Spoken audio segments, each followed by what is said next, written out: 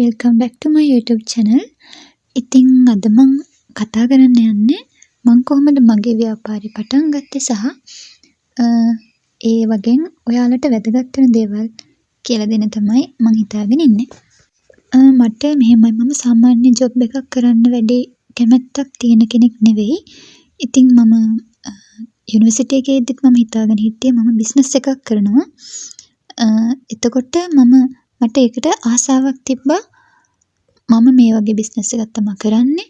එතකොට මම ඒකට අවශ්‍ය දැනුම හදාගත්තා.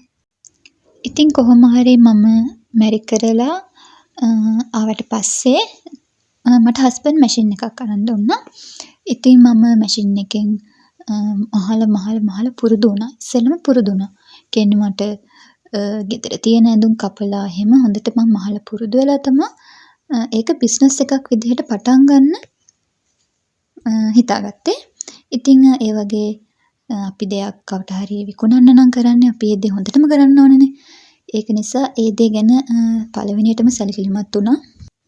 ඊළඟට අපි ඇඳුමක් විකුණන්න මහනවා නම් අපිට අනිවාර්යයෙන්ම ඕවර්ලොක් මැෂින් එකක් තියෙන්න ඕනේ. මොකද ඒකෙන් තමයි හරි නිමාවක් අපේ ඇඳුමකට හම්බ වෙන්නේ. ඉතින් හස්බන්ඩ් මට ඕවර්ලොක් මැෂින් එකකුත් අරන් දුන්නා. ඊට පස්සේ කොහොම හරි අපි දැන් මේ රෙදි මහල විකුණන්න අපිට නූල් ඕනේ. එතකොට එලාස්ටික් නූල් ඕනේ. මේ වගේ ගොඩක් දේවල් අපිට ඕන කරනවානේ. ඉතින් ඒවට මුලදී ලොකු පිරිවැයක් දැරුවේ නැහැ. ඇත්තම කිව්වොත් නූල් ගොඩාක් එක පාටින් ගෙනලා තියාගෙන එහෙම කරන්න ගියේ නැහැ. ඉතින් මම කරේ හස්බන්ඩ් කොළඹ යන වෙලාවට එහාට කියලා කොළඹින් ඒ දේවල් ගෙන්න ගත්තා. ඇත්තටම ගොඩාක් අඩුවට ගන්න පුළුවන්. ඉතින් මගේ අතේ කොහොම හරි රුපියල් 3000ක් තියෙන වෙලාවක තමයි මට හිතුනේ මම දැන් බිස්නස් එක පටන් ගන්න ඕනේ කියලා. ඉතින් හිතුන ගමන් මම කරේ පහුදාම ගියා ටවුන් එකට. ටවුන් එකේ කට් පීස් කඩේ මම රෙදි කොහොම හරි මම ඇඳුම් 3කට වගේ හරියන් රෙදි අරන් ආවා. මොකද සාම්පල් ඩ්‍රෙස් එක මහලා ඊට පස්සේ ඕඩර්ස් ආවොත් ඊට පස්සේ ආයෙ ගිහිල්ලා ගන්නවා කියලා හිතාගෙන. මොකද ලොකු මුදලකුත් නැහැ අතේ. මට ඕඩර්ස් ඉහිද දන්නෙත් නැහැ. ඉතින් මම ඊට පස්සේ කොහොම හරි මගේ සාම්පල් ඩ්‍රෙස් එක මහලා මගේ WhatsApp එකට තමයි දැම්මේ. WhatsApp එකට FB එකේ page එකට මම දැම්මා. ඊට පස්සේ ඒක හරහා මට ඕඩර්ස් දෙකක් ආවා.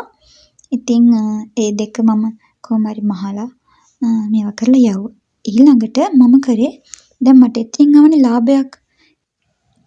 ඉතින් ඒ ලාභේ මම කරේ මම ඒක ගත්තේ නැහැ. මම ඒක ආපහු ආයෝජනයක් විදිහට මගේ ව්‍යාපාරයට යෙදුවා. ඉතින් මගේ ව්‍යාපාරයට ඇත්තටම මම දැන් මේක කුරියර් කරලා යවන්න මට කුරියර් බෑග්ස් ඕනේ. ඒ දේවල් මම ඇත්තටම හොයලා අඩුවටම ගන්න පුළුවන් තැන් වලින් තමයි මේ දේවල් ගත්තේ.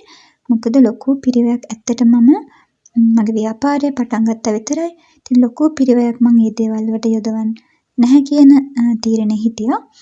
ඉතින් ඒ විදිහට මුලින් අර හම්බ වෙන ලාභයේ ඔක්කොම මම ආපහු ව්‍යාපාරයට ආයෝජනය කරලා කොහොම හරි ව්‍යාපාරය ටික මම දියුණු කරගත්තා.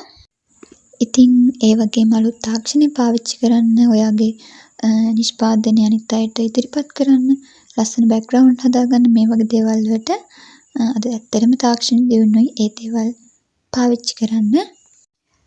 ඉතින් මම කියන්නේ ව්‍යාපාරයක් කියන්නේ ජොබ් එකක් වගේ නෙවෙයි.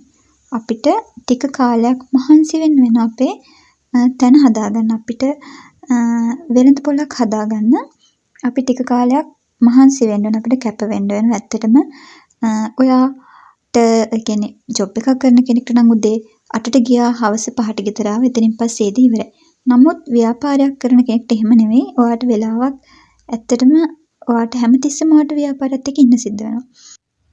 ඉතින් ඒ වගේම ඉතාමත්ම වැදගත්ම දේ තමයි ඔයාගේ නිෂ්පාදනය. ඔයා කරන දේ හරියට කරන්න. ඔයාගෙන් ගත්ත කෙනෙක් නැවත ඔයා ළඟට එනවා කියන්නේ. කියන්නේ මගෙන් ඇඳුමක් ගත්ත කෙනෙක් ආපහු මගෙන් ඇඳුමක් ගන්නවා කියන්නේ මම හිතනවා මම එතන සාර්ථකයි කියලා. ඉතින් ඒ තැනට ඔයාගේ ඇඳුමේ එහෙම නැත්නම් ඔයා කරන දේ ක්වොලිටි එක හදාගන්න.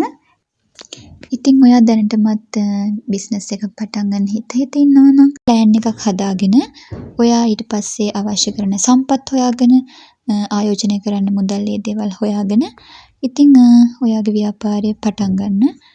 පළවෙනිම දේ ඔයා හිතන්න ඕනේ මේකේ මුල් කාලේ ඔයාට ලාභයක් ලැබුණත් නැතත් මුල් කාලේ කොහොම හරි අල්ලගෙන ඉන්නවමයි කියන තැන හිතාගෙන ව්‍යාපාරේ පටන් ගන්න. දවසින් දෙකෙන් ලොකු ව්‍යාපාර අද ඔය තැනට ඇවිල්ලා නැහැ වගේම ඒකට කාලයක් යනවා. ඉතින් එහෙනම් අදට වීඩියෝ එක ඉවරයි.